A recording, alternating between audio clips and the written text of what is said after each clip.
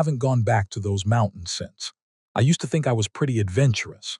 I mean, I wasn't some extreme outdoor person or anything, but I could handle a bike ride through the woods, a little exploration here and there. So when my old friend Emma invited me to visit her family's place in the Appalachian Mountains of West Virginia last September, I didn't hesitate. We'd been best friends since ninth grade, stayed close even though we ended up at different colleges. I was 22, she was 23, and we were both on fall break with nothing better to do. Emma's family lived way out in the mountains, about 40 minutes from the nearest town. No cell signal, barely any internet, just endless forest in every direction. By the third day, we were both going stir-crazy. That's when Emma brought up the old stone house. "There's this abandoned place up on the ridge," she said casually while we were eating lunch. "I went there once last year during the day. It's about an hour bike ride. Pretty creepy but kind of cool. Want to check it out?" I raised an eyebrow. An abandoned house in the middle of nowhere. Sounds like the start of every horror movie ever. Emma laughed. "Come on, it'll be an adventure. We'll be back before dark." I hesitated for maybe 5 seconds before agreeing. What else were we going to do? We left around 4 in the afternoon. The sun was still up but getting lower, casting long shadows through the trees. Emma pulled 2 mountain bikes out of the garage, both a little rusty but functional. We packed light. 2 flashlights, water bottles, some granola bars, jackets, and our phones, even though they were useless out here. The ride started on a dirt road that wound up through dense forest. At first, we talked and joked around, but the further we went, the quieter we got. I started noticing how silent the woods were. No birds, no insects, nothing. Just the sound of our bike tires crunching over gravel and our breathing as we pedaled uphill. After about 30 minutes, we passed a small wooden house set back from the road. The windows were boarded up, the yard overgrown with weeds that came up to my knees. "I can see why they left," I said, slowing down. Emma glanced at it. "Yeah, that family moved out like 10 years ago. Nobody knows why. They just packed up one day and never came back." I stared at the house as we rolled past. Something about it felt wrong, like someone was watching us from inside. I couldn't see anything through the gaps in the boards, but the feeling didn't go away until we were well past it.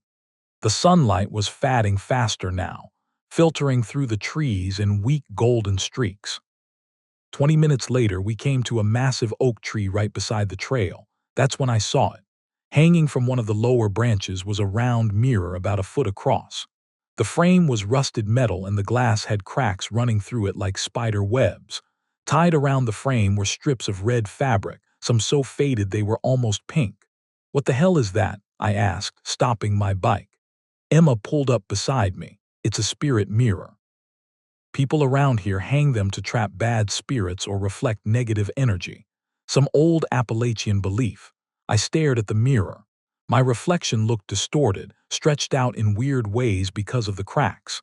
The fabric strips swayed even though there was no wind. "Come on, don't stare at it too long," Emma said, her voice quieter than before. "It's bad luck." I pulled my eyes away and got back on my bike, but I glanced back once. For just a second, I could have sworn my reflection was still standing there, even though I'd already moved. 15 minutes later, we reached a clearing and the stone house came into view. It was 2 stories tall, made of dark gray stone covered in moss. Most of the windows were shattered and part of the roof had caved in. In front of the house was an old stone well with a rotted wooden cover half collapsed over it. "This is it," Emma said, leaning her bike against a tree. "I used to wonder who lived here. According to local stories, it was built in the 1800s. The family who lived here disappeared one winter night. Nobody ever found them. Great. A disappearing family. That makes me feel so much better." Emma smirked. "You scared?" I rolled my eyes. "Let's just get this over with." We walked up to the front door. It was already open a crack, hanging crooked on its hinges. Emma pushed it and it groaned loudly as it swung inward. The inside smelled terrible. Mold, rot, and something else I couldn't identify. Dust covered everything, thick enough that our footsteps left clear prints on the wooden floor. The front room had a few pieces of furniture left behind. A broken armchair, a table leaning to one side, a cracked picture frame on the mantel with no photo inside. "Let's check upstairs," Emma said, aiming her flashlight at the staircase. I followed her, each step creaking under our weight. The second floor had 3 small bedrooms. The first was completely empty except for an old stained mattress on the floor. The second room had a large wooden wardrobe against the wall, its door slightly open. I walked over and pulled it fully open. Inside were a few old dresses and shirts hanging limply, and on the shelf above was a small tin box. I took it down and opened it. Inside were old black and white photographs. A family of 4. A father, a mother, and 2 children, maybe 8 and 10 years old. They were standing in front of this very house. But in one of the photos there was something in the background. Behind them, barely visible in the doorway, was a 5th shape. It was blurry, but it looked like a person. Tall, with its head tilted at an odd angle. Emma leaned over my shoulder, probably just a double exposure or something, but I couldn't stop staring at it. The shape had a clear outline, a head, shoulders, arms that hung too long. I was about to say something when we heard it, a sound from downstairs, something heavy being dragged across the floor. We both froze. "Did you hear that?" I whispered. Emma nodded, her face pale. It stopped, then started again.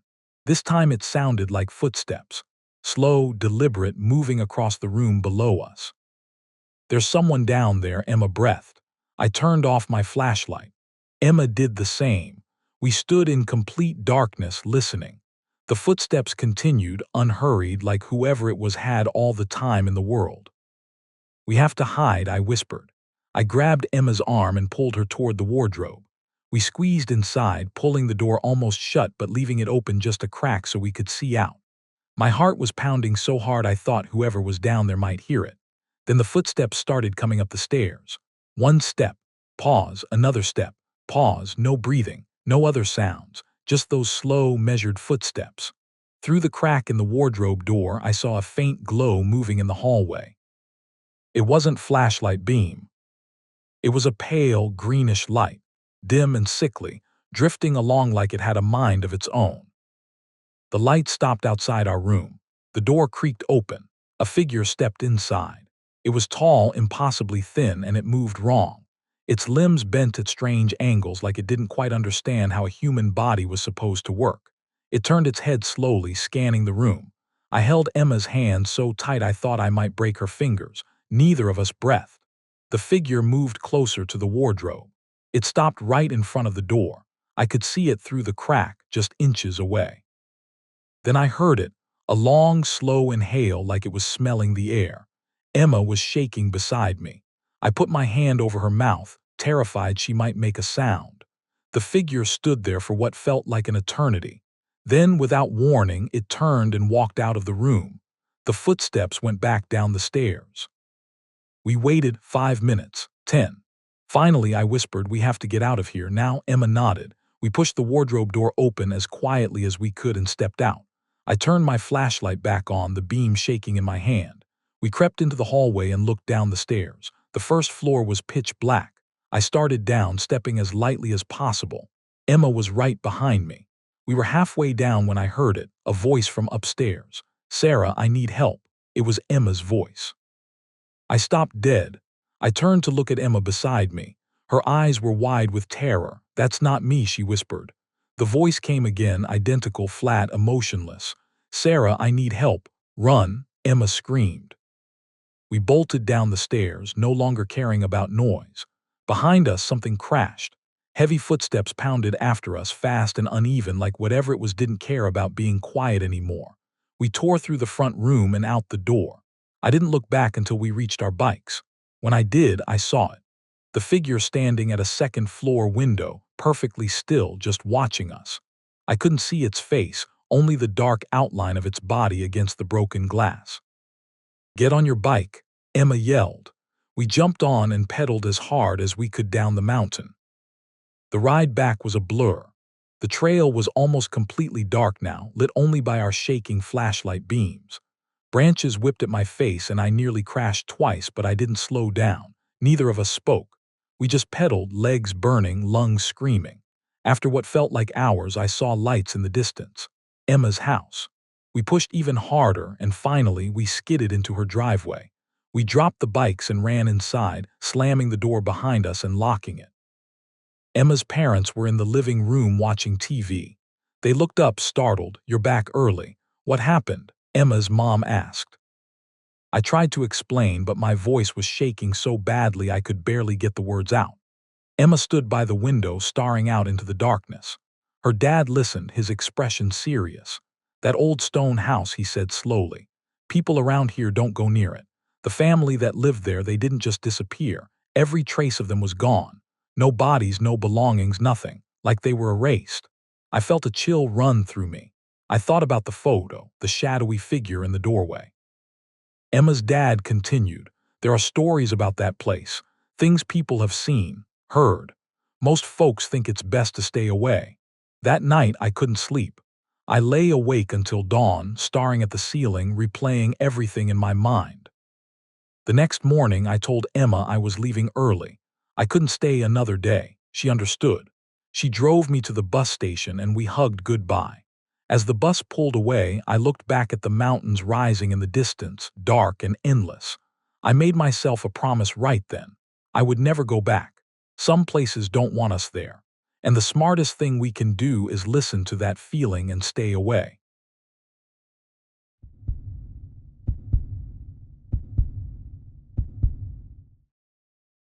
I was 26 when I decided to spend 5 days alone in the Smoky Mountains. Before that, most of my outdoor time was casual.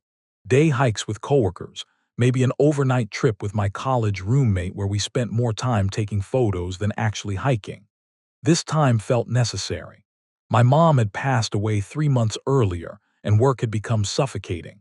Everyone kept saying I needed space to process. I think I just needed to feel capable of something again. 5 days, no phone signal, no obligations. Just me and the trail. I found the spot through an old hiking blog buried on page 3 of a search result. Cove Creek Basin. The writer described it as forgotten terrain, the kind of place rangers probably don't check more than twice a year. That sounded perfect to me. I packed light but smart. Tent, water filter, freeze-dried meals, a fixed blade knife, first aid kit, and a paper map I picked up from a sporting goods store. No GPS. No phone except for emergencies, and even then it would be on airplane mode. I wanted to be unreachable. The drive took about 4 hours. I stopped once for gas and snacks at a small store just outside the basin area. Inside, an older woman stood behind the counter folding lottery tickets into neat stacks. I asked her if Pine Hollow Trail was still accessible this time of year. She looked up slowly, her eyes settling on me for longer than felt normal. "That trail gets quiet this time of year. Real quiet." I waited for more, maybe a warning about bears or weather, but she just went back to her tickets. No smile, no follow-up. I bought batteries and a few protein bars, thanked her, and left. The whole interaction felt off, but I chalked it up to small-town energy. The trailhead was barely marked, just a gravel pullout with a weathered wooden sign that read trail conditions may vary. No other cars, no ranger station, no people. I locked my car, tightened my pack straps, and started walking. The first 4 miles were stunning. Tall trees with thick trunks, leaves turning gold and orange, the smell of wet earth and pine. I heard woodpeckers tapping in the distance and saw a few squirrels darting through the underbrush. But mostly, it was silent. The kind of silence that makes you aware of your own breathing. By late afternoon, I had covered about 5 miles and found a flat clearing near a narrow creek. It wasn't an official campsite, but it worked. Soft ground, minimal rocks, enough tree cover to block wind. I set up my tent, filtered water from the creek, and boiled a pouch of pasta over my portable stove. I sat on a fallen log with my boots off, listening to the water trickle over stones. It felt good, peaceful, like maybe I could actually do this. That first night passed without incident. I read a paperback mystery by headlamp until my eyes got heavy, then crawled into my sleeping bag and zipped the tent shut. The sound of the creek was steady and soothing. I fell asleep easier than I had in weeks. No nightmares, no waking up in a panic, just sleep. The next morning, I decided to hike up to the ridge line. According to my map, there was a decent viewpoint about 2 miles higher in elevation. I left the tent and most of my gear behind, taking only a small day pack with water, snacks, my map, and a compass. I didn't want to get lost, so I came up with a simple system. Every 100 yards or so, I found flat rocks and stacked them into small cairns, 3 or 4 stones high. Nothing fancy, just enough to catch my eye on the way back. The trail narrowed as I climbed. The trees grew closer together, their roots twisting across the path like veins. I didn't pass anyone, not a single hiker. After about 2 hours, I reached the ridge. The view was worth it. Layers of green mountains stretched out in every direction, low clouds drifting between the peaks. No roads, no buildings, just wilderness. I sat on a large boulder, ate trail mix and an apple, and listened to nothing but wind moving through leaves. I stayed for maybe 45 minutes before heading back down. It was around 2 in the afternoon when I got back to camp. That's when I saw it. About 30 feet from my tent, right in the middle of an open patch of ground, was a cairn, a tall one. 5 or 6 rocks stacked neatly on top of each other, too neat, too balanced. I walked over to it slowly, my chest tightening. This wasn't one of mine. My cairns were quick and rough, just 3 or 4 stones tossed together. This one was deliberate, careful. The rocks were different too, darker. Wet, like someone had pulled them from the creek. I checked every cairn I'd made that morning. I retraced my steps back toward the ridge. All of mine were still there, untouched. This one hadn't been here when I left. Someone had come into my camp while I was gone. Someone had built this. I stood there staring at the cairn for a long time, trying to convince myself there was a reasonable explanation. Maybe another hiker passed through. Maybe they were marking their own route. But the placement didn't make sense. It was too close to my tent. Too obvious. And why would they build it exactly like the ones I'd made, only better? I didn't cook dinner that night. I didn't want to draw attention with smoke or the smell of food. I crawled into my tent as soon as the sun started to dip below the trees and zipped the door shut. I kept my knife within reach and lay there in the dark, listening. Every sound felt amplified.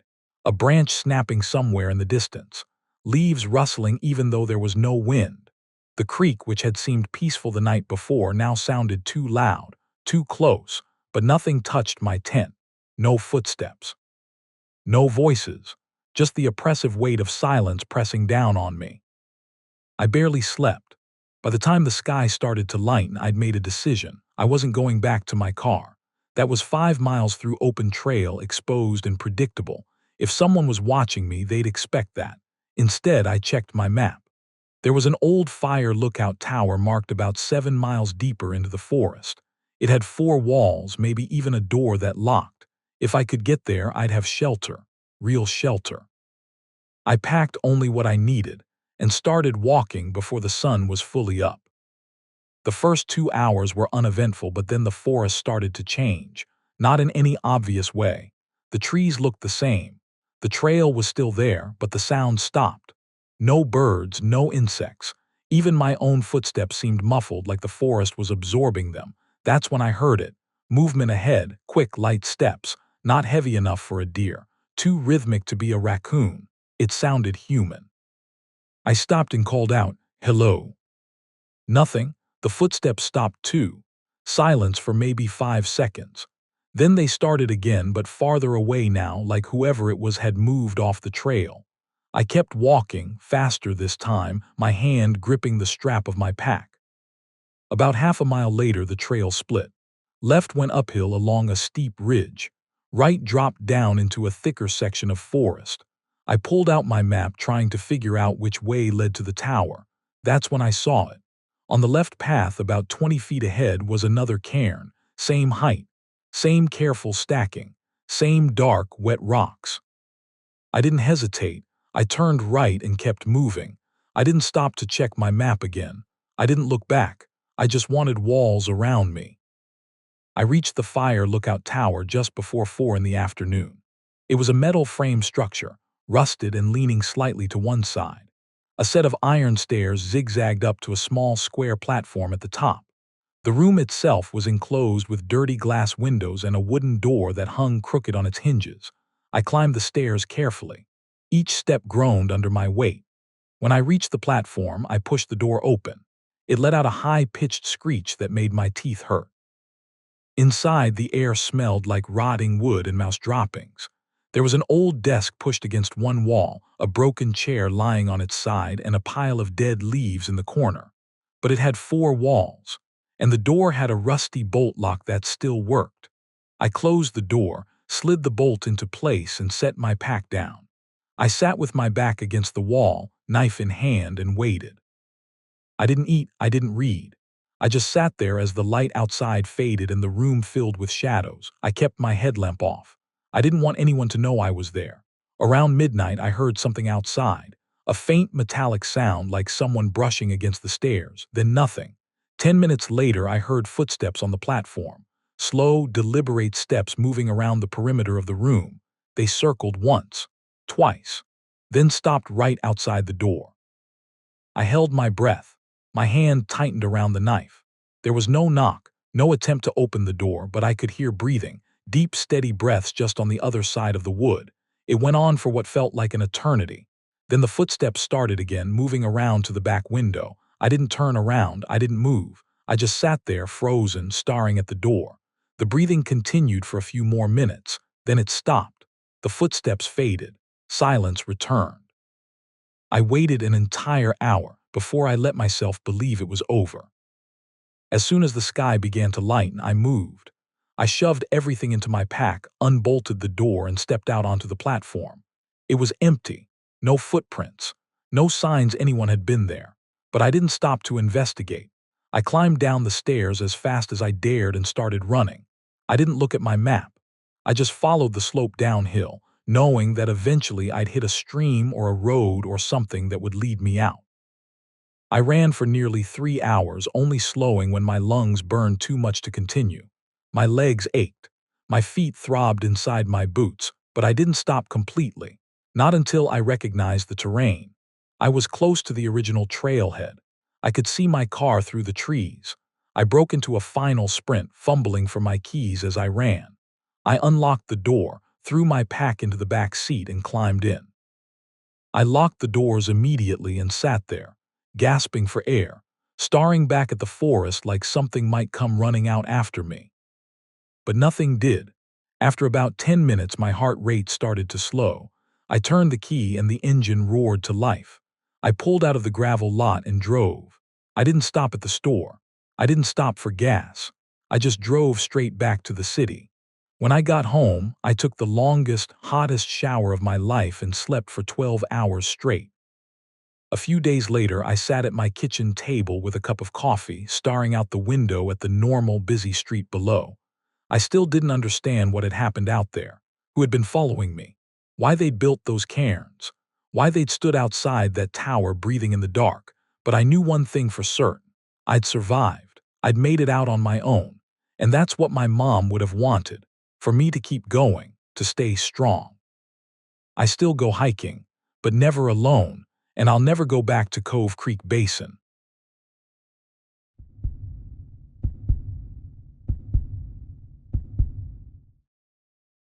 I work from home as a graphic designer, which means most of my week is spent staring at a screen in my apartment. By Friday, I need to get out to feel something real. Mountain biking became my escape about 3 years ago. Every weekend, I load my bike onto my car and drive out to the trails between Kentucky and Tennessee. There is something about those Appalachian hills that makes me feel small in a good way. No emails, no deadlines, just me and the dirt paths winding through the trees. I always go alone. I know that sounds risky to some people, but I have ridden these trails so many times I could probably do them blindfolded. I never bother with GPS anymore. That Saturday morning in late April felt perfect. The air was cool, the sky was clear, and I was ready. I parked my car near an old wooden bridge that crosses a narrow creek. The paint on the bridge had peeled away years ago, and the planks creaked under my tires as I rolled across. I clipped into my pedals and started climbing. The first hour was pure bliss. Birds called out from the branches above me, and the smell of pine filled my lungs. My legs burned in that satisfying way that reminded me I was alive and moving. After about an hour and a half, the trail split into two paths. I took the right fork because I remembered it led to a beautiful grove of tall pines. That is when I saw it. A wooden post, maybe 4 feet tall, stood upright in the middle of the trail. It looked like someone had hammered it deep into the ground. On top of the post was a small cloth doll. The doll was old, faded, and missing one eye. It hung from a thin piece of twine, swaying gently in the breeze.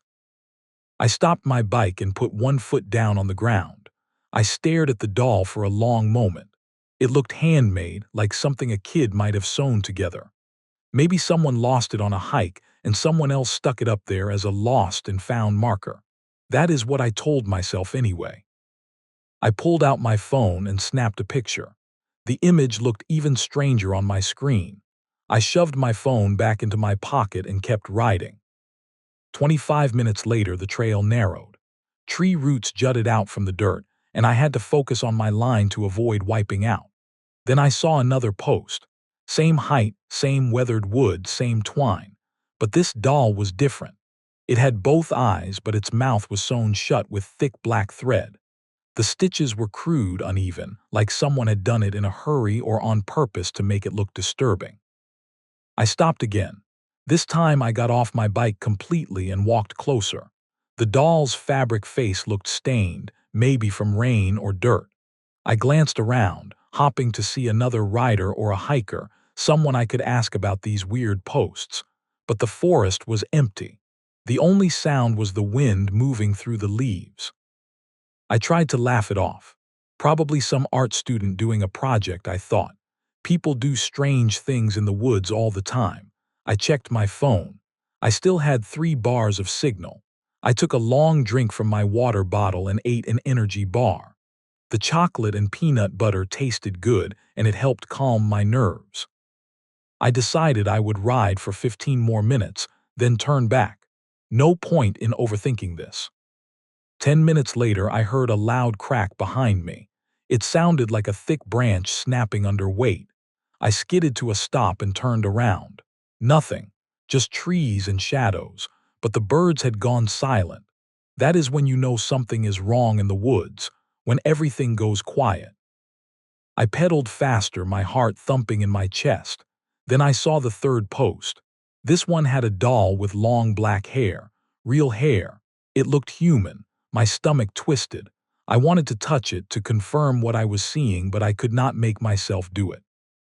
I grabbed my phone to take another picture. The screen froze. The camera app would not respond.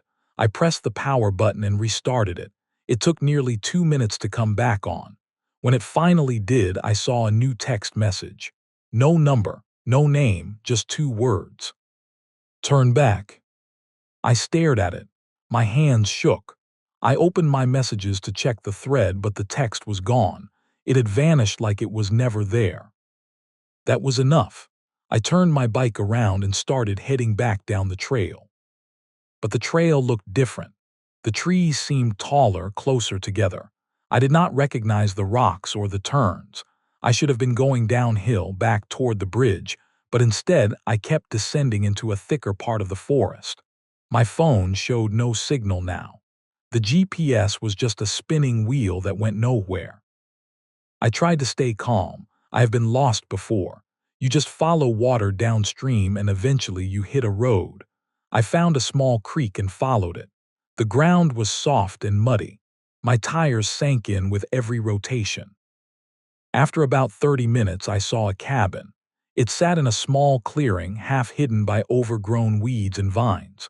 The wood was dark and rotting in places, but the structure was still standing. Smoke drifted from a metal chimney pipe. Someone was inside.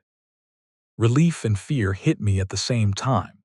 I was not alone out here, but I also had no idea who lived in a place like this far from any road. I leaned my bike against a tree and walked toward the front door.